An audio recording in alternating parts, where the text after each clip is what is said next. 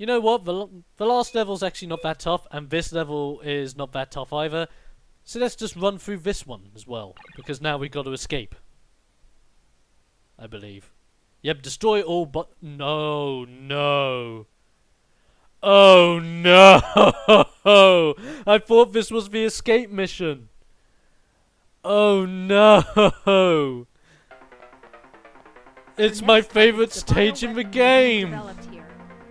Understood. We'll destroy all bioweapons in their cultivation plant. Ladies and gentlemen, I give you the bioweapons quarter. This is where the game picks up a lot. Because you're facing something you've never faced so far.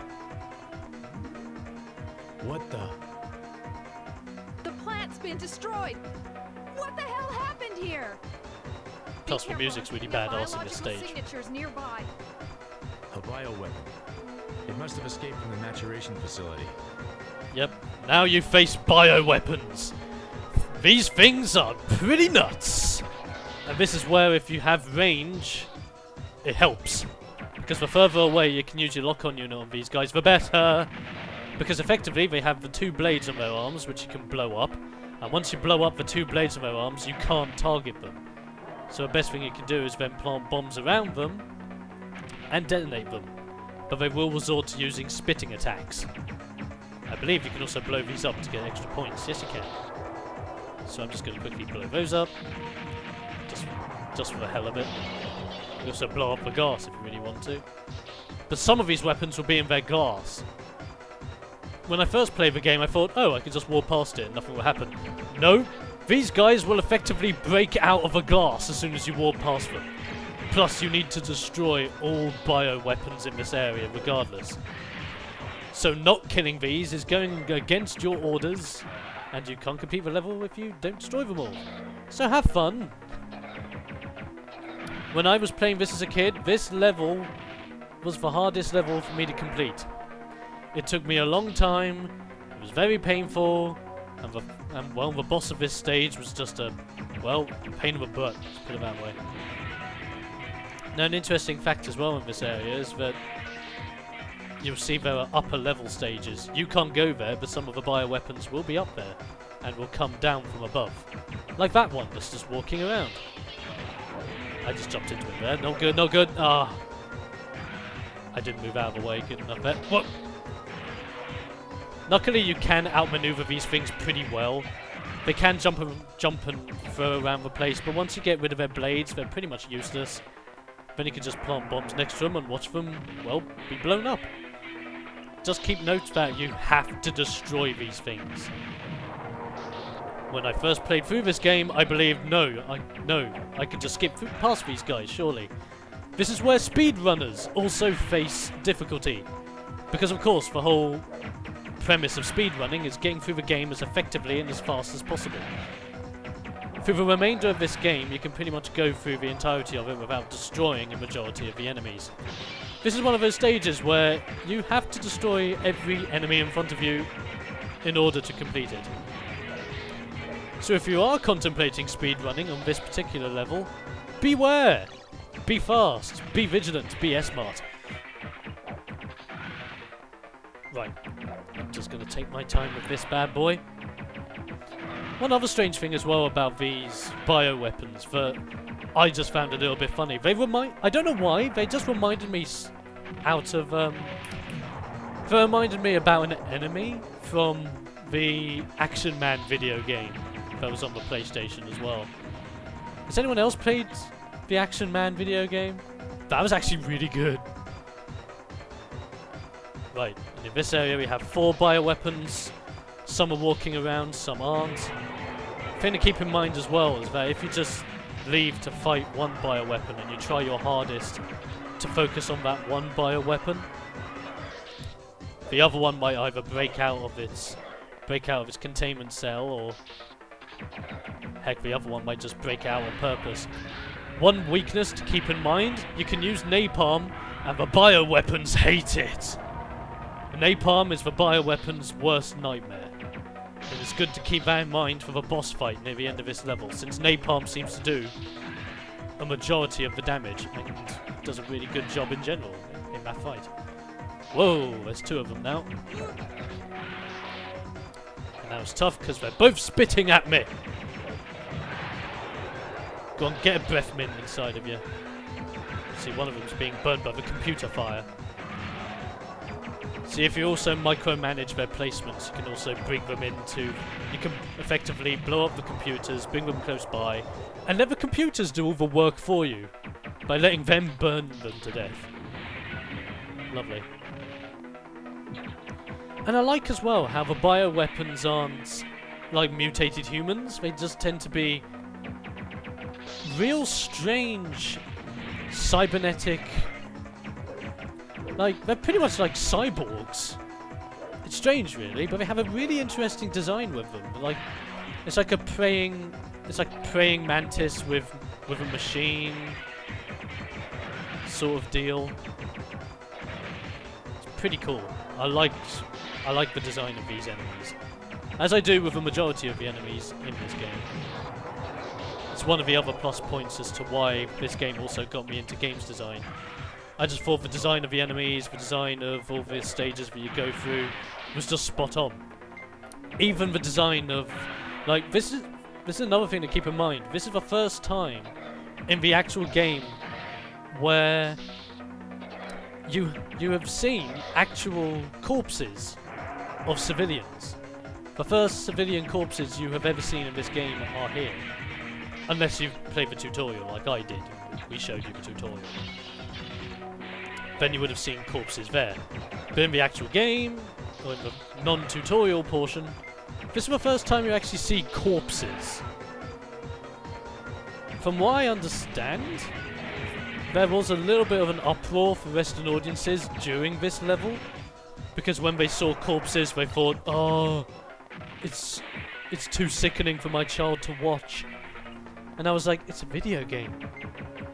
It's not like they're real corpses, you know? And plus, it's in an environment where you're blowing stuff up.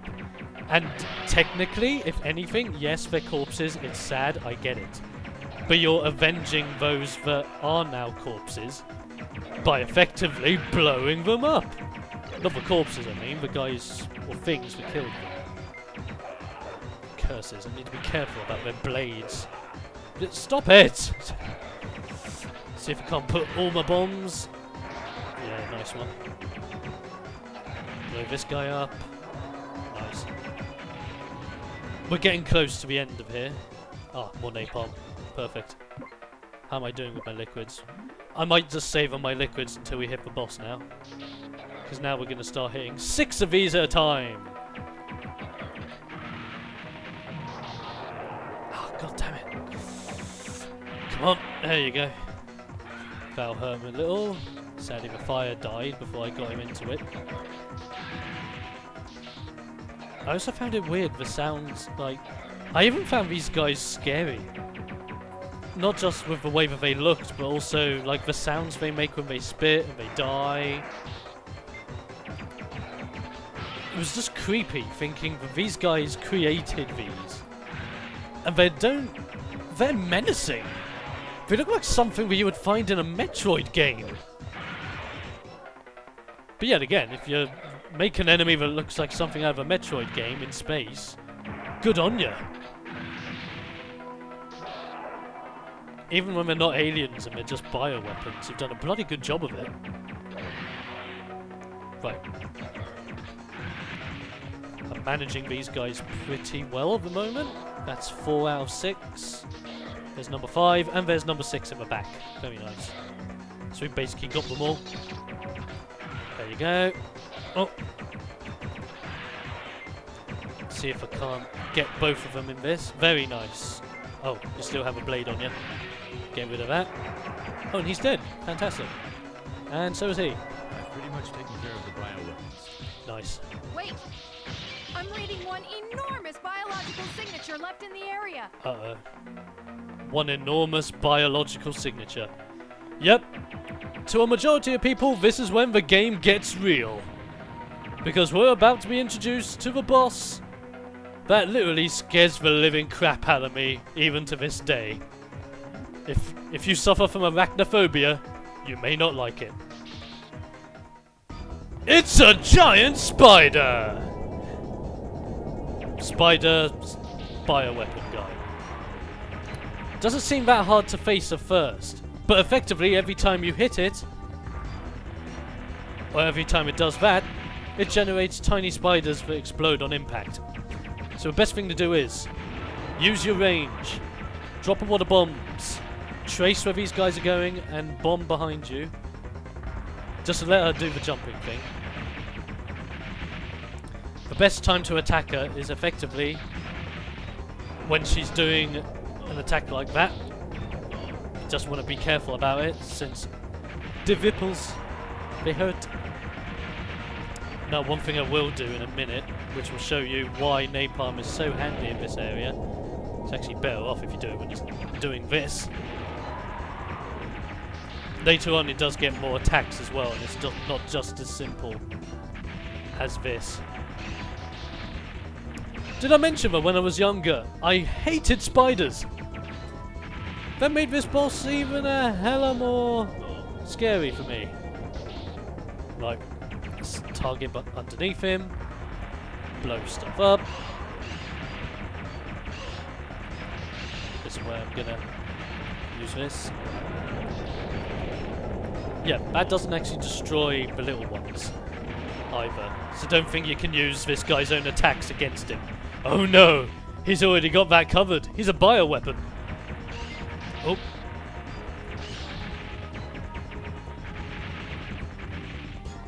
Right, is this going to be the AoE one? No, it isn't. Right. Plant them on. And boom! I normally don't like getting too close to lock on, simply because of the little guys that are generated. Ah, yep, this is what it ends up doing after a time. It ends up jumping up multiple times, then going for this. But luckily it still leaves itself wide open.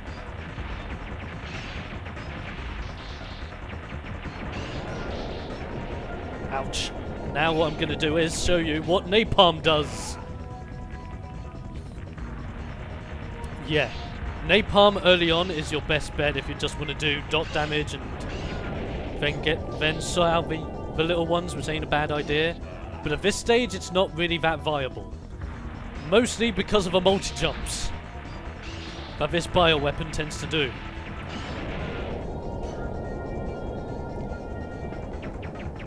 The moves of this boss is capable of doing, though, are incredibly noticeable.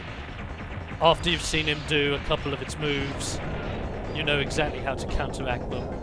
Not like that. That's for sure. But there's a reason as to why this boss is actually my favourite boss in the game. Next to the Commander, of course, that we had to face earlier, but we'll never see again. The reason why this is my favourite boss fight is because when I beat him, after a lot of toil and trouble when I was a kid, I was so happy. I had beaten my arachnophobia at the time. And when I beat this guy, I was like, yeah, it's all coming full circle. I see you really have been cutting loose. Ooh, heck. How does it feel? Does it remind you of when you were at Tarakan? Is it reminiscent of those days of slaughter? Who are you? The party will soon begin, and then I have no doubt that you'll discover the other face that is hidden behind Dante.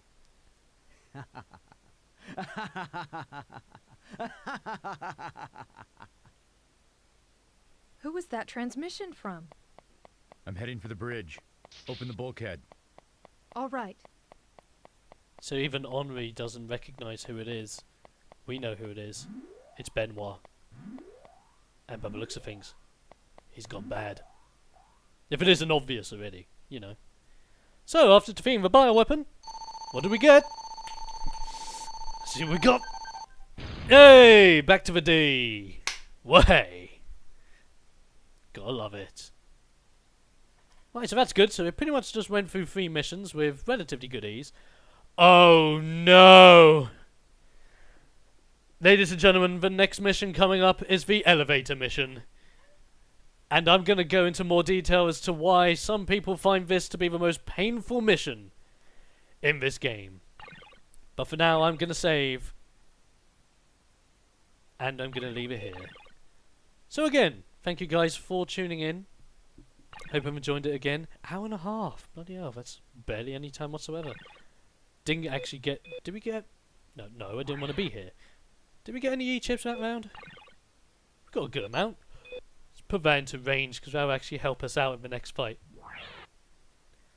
But until that next fight, ladies and gentlemen, when we go into that elevator, will we find out who is really behind this evil situation with the Dante? What does Benoit mean when he says the other face behind it all? Is he the face? There's only one way to find out, and that's to tune in next time to VGU Plays Silent Bomber. I'm Dom, the expert of Coles from VideoGamesUncovered.com, and I'll be seeing you on the other side.